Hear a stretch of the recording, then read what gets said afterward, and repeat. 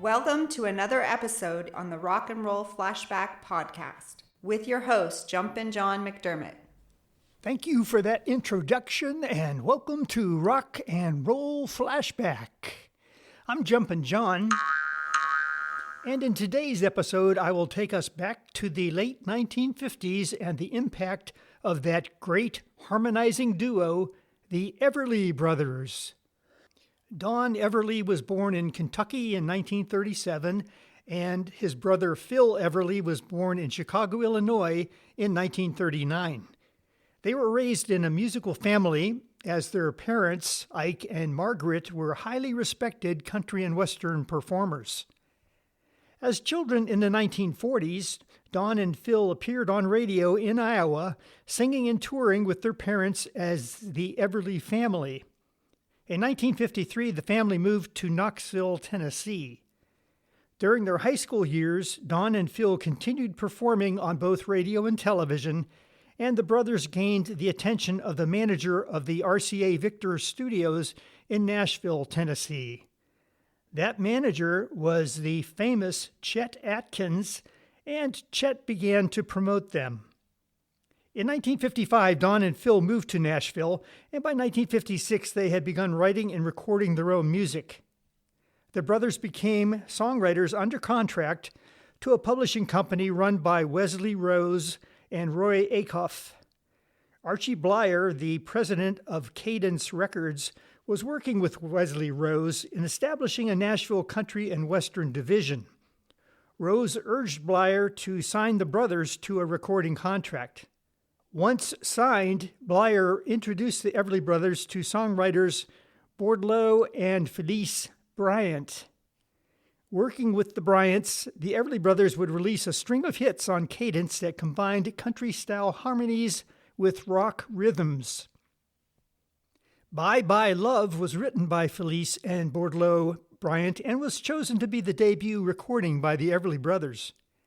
The recording session for the song, as would be true for all of their Cadence sessions, was methodically and meticulously run. The musicians in this session at RCA Victor in Nashville included the brothers on lead vocals and acoustic guitars, Chet Atkins on lead guitar, Floyd Chance on upright bass, and Buddy Harmon on drums. Cadence released the song in March 1957, and it shot up to number 1 on the country and western charts. It also was a crossover hit, reaching number 2 on the U.S. Billboard Pop charts and number 1 on the Cashbox best-selling record charts.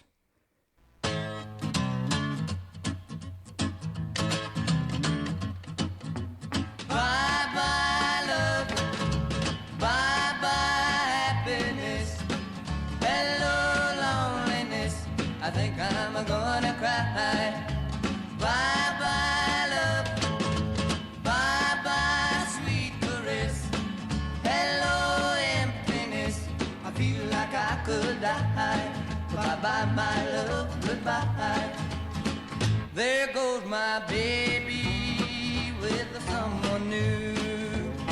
She sure looks happy, I sure am blue. She was my baby till he stepped in. Goodbye to romance, that might have been. Bye-bye love, bye-bye happiness, hello loneliness, I think I'm gonna cry. Bye-bye love, bye-bye sweet caress, hello emptiness, I feel like I could die. Bye-bye my love, goodbye. I'm through with romance, I'm through with love, I'm through with counting the stars above. And here's the reason that I'm so free. My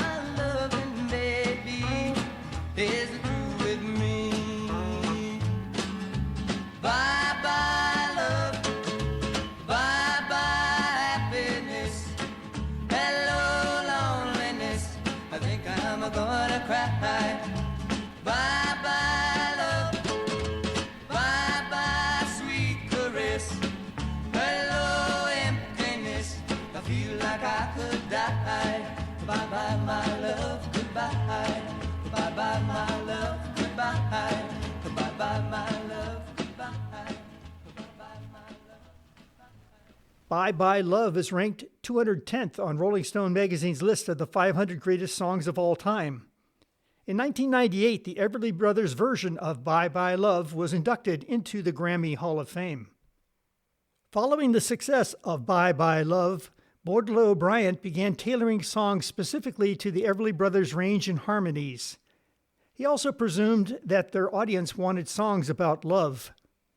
So next up for the brothers was another song written by Felice and Baudelaire Bryant, Wake Up Little Susie. Released on September 2, 1957, the single reached number 1 on the Billboard Pop charts and the Cashbox Best-Selling Records charts, despite having been banned from Boston radio stations. Those stations felt that the lyrics were too suggestive.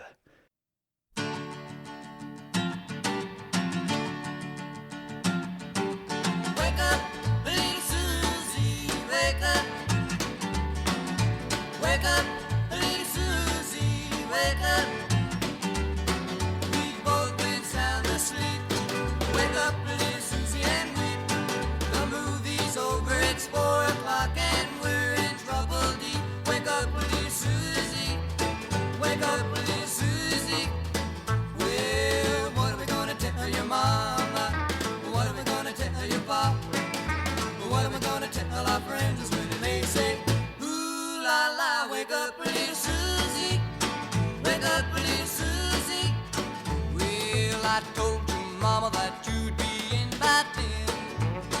Well, Susie, baby, looks like we goofed again. Wake up, little Susie. Wake up, little Susie. We gotta go home. Wake up, little Susie. Wake up. Wake up, little Susie. Wake up. So hot, it didn't have much of a plot. We fell asleep, our gooses cooked, our reputation is shot. Wake up, little Susie.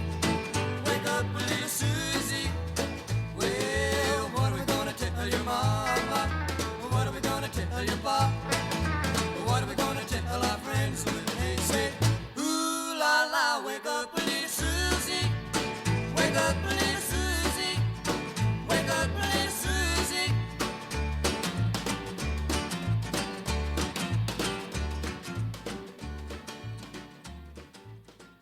Wake Up Little Susie also spent 7 weeks at number 1 on the Billboard Country chart and reached number 2 on the UK singles chart.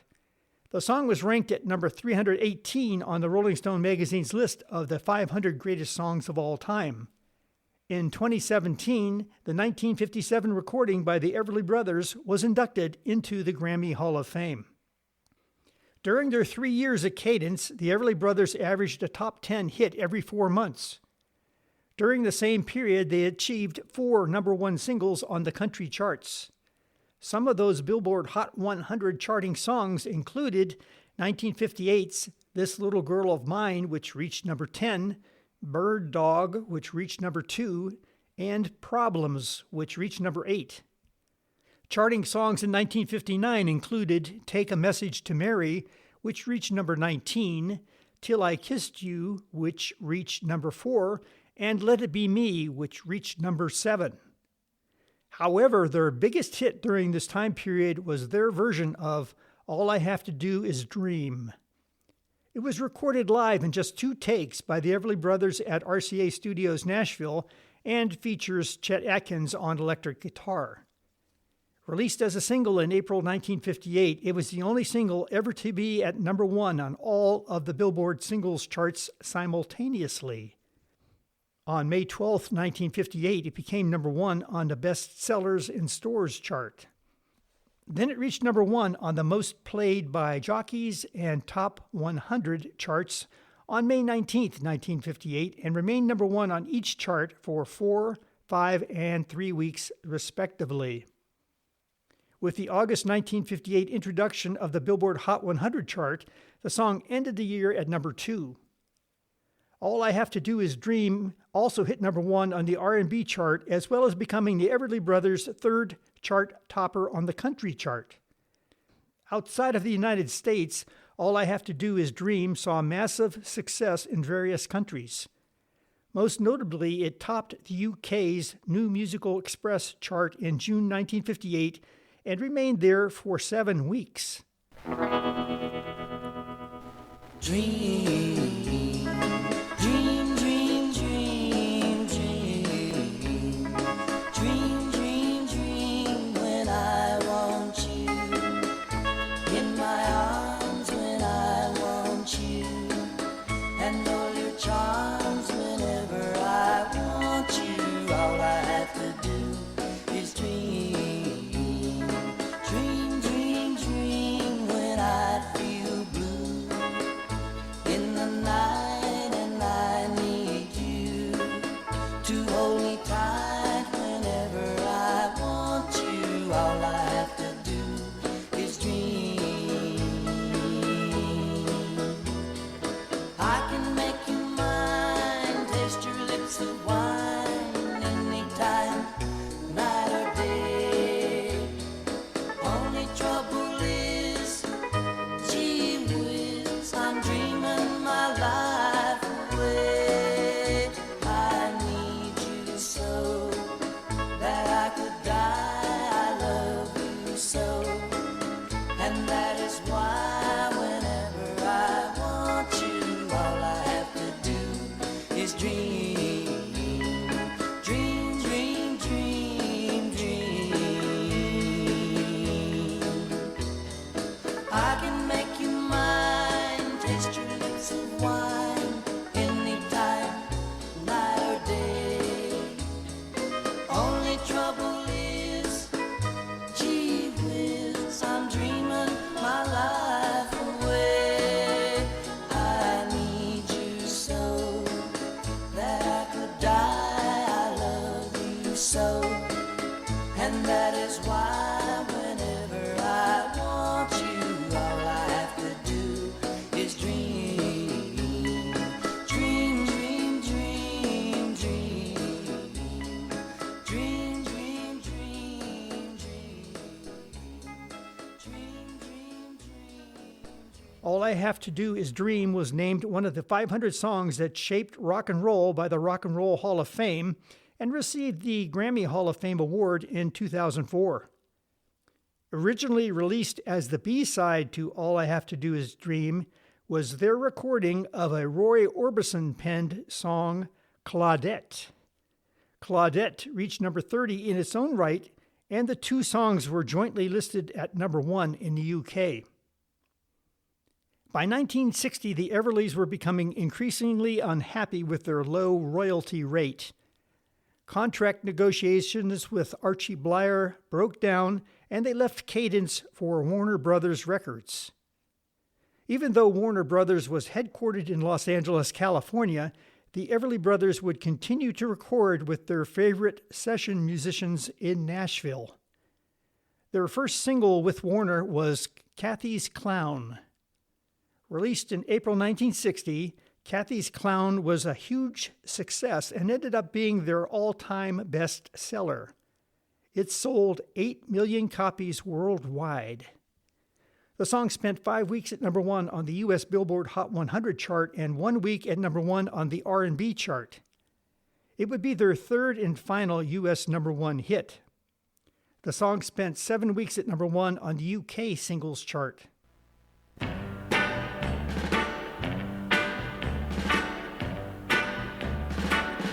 Don't want your love anymore. Don't want your kisses, that's for sure. I die each time I hear this sound.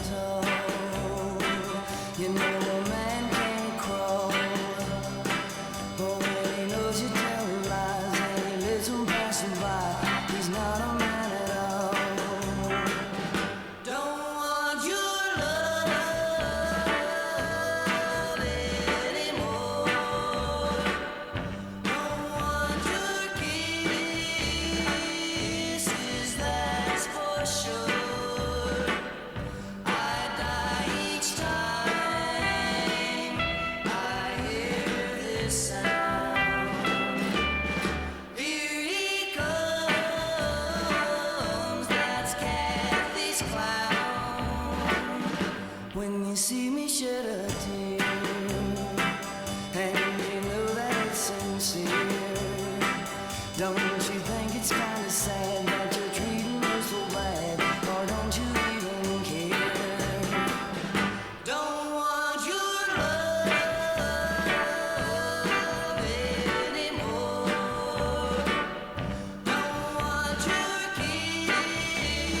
kisses, that's for sure. I die each time I hear this sound. Here he comes, that's Kathy's clown.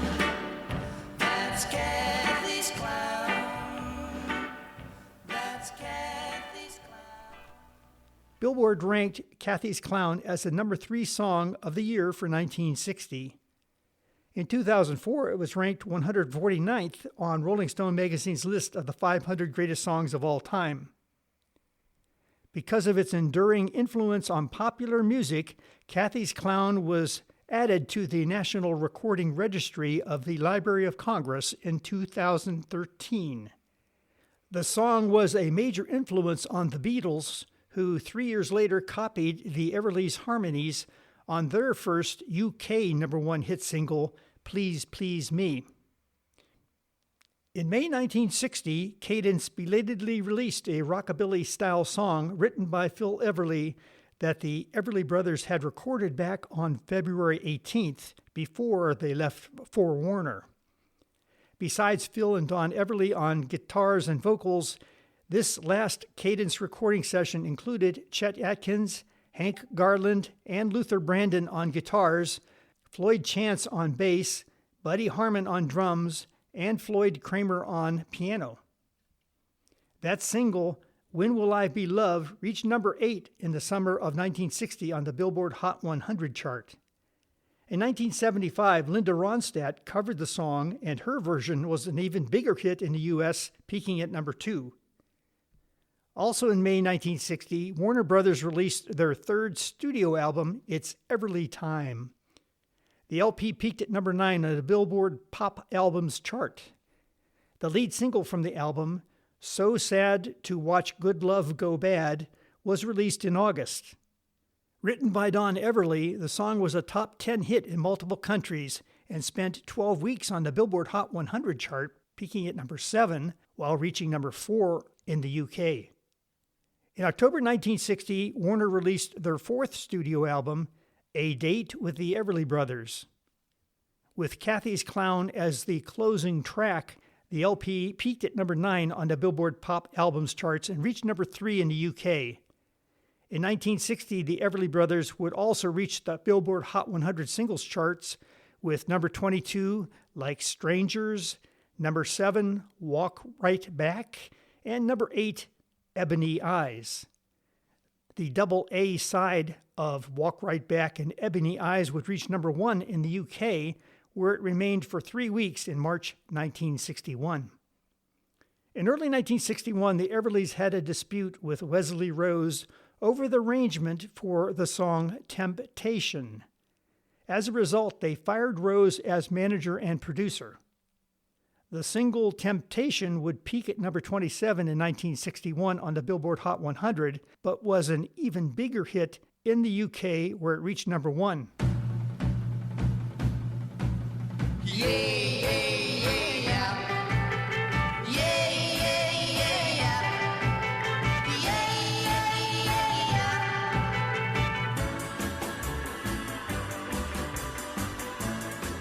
I often wondered whether the Everlys' yeah, yeah, yeah, yeah in this song influenced the Beatles. In 1962, the duo's single Crying in the Rain would peak at number 6 in the U.S. It was followed by the 1962 single That's Old Fashioned, That's the Way Love Should Be. It spent 11 weeks on the Billboard Hot 100 chart, peaking at number 9. Unfortunately, That's Old Fashioned would be their last top 10 hit in the United States. By 1963, it appeared that the Everly Brothers were losing some of their musical magic with teenage audiences. The duo's popularity began to fade in the mid-1960s as musical trends changed. Their careers floundered, and the relationship between the two brothers became increasingly tense, no doubt complicated by their increased drug abuse. In the early 1970s, the brothers pursued solo careers, but neither achieved the same level of success apart that they had together. They ended their musical partnership in 1973 after years of creative tension. However, both brothers reunited 10 years later, performing a famous 1983 concert at the Royal Albert Hall in London. They continued to tour and record intermittently until Phil's retirement in 2005. Phil Everly passed away in 2014 and Don Everly in 2021. The Everly Brothers successfully combined elements of rock and roll, country, and pop, becoming pioneers of country rock. Their vocal harmony style came out of traditional country close harmony singing.